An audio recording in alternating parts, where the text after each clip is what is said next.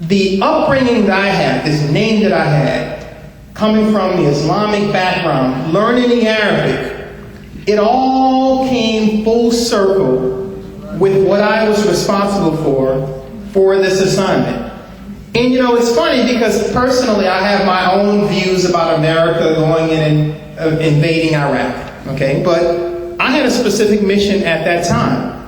And I believe that my life, the upbringing that I had, prepared me for that specific mission.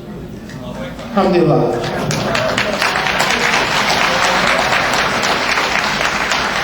So the way I believe is, all of the knowledge that we can get, all the tools that we can put in our toolbox, we need to get them.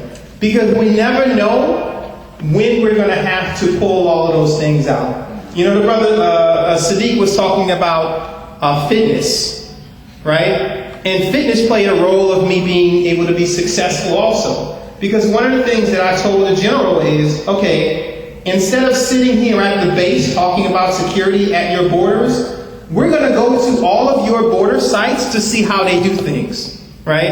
And it's not like, sort of catching a plane like I did from Tampa to here. It's a serious ordeal to try to get to the different border sites there.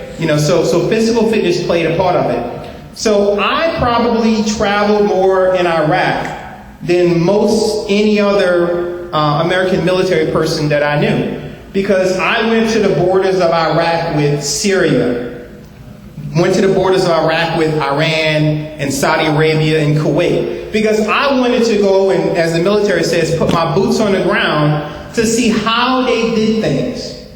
So when I was talking to the senior officials, I wasn't just talking from some perspective of some U.S. military manual. I had actually been there. And that gained a tremendous amount of credibility for me also, because I was able to talk intelligently about what was going on.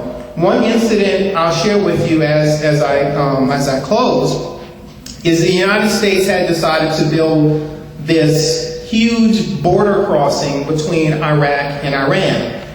And there was rumors that there were landmines there from the 70s, from the war between Iraq and Iran.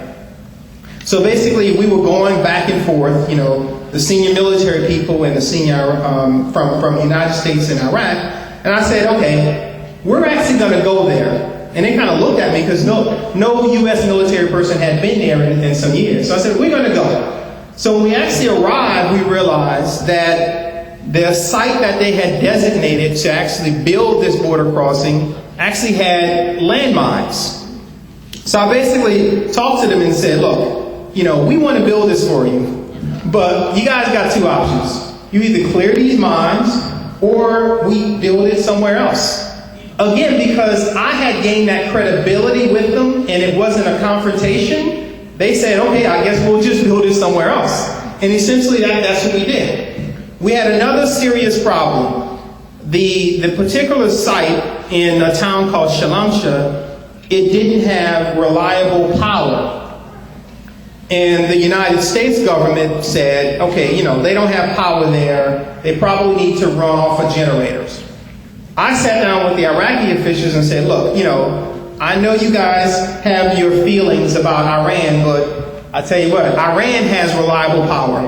Why don't you just run power lines from Iran into this particular facility? And, I'll just turn my other cheek around the fact that you guys are getting power from Iran. So that's exactly what they did. And they actually built this border facility, a successful facility, based on that guidance.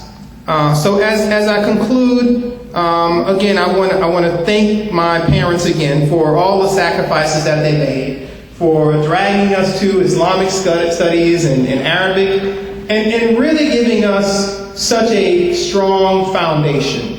It's amazing how the lessons that I learned through my childhood and the Islamic influence were used even at that time. Even how I managed my team. Because with my team, I wasn't dictating to them what's going on. We got together, and I went around the room, literally like a shura. Now, I didn't use the word shura, But I went around the room and I said, Captain, what do you think? Major, what do you think? Lieutenant, what do you think? And then I sort of made the final decision.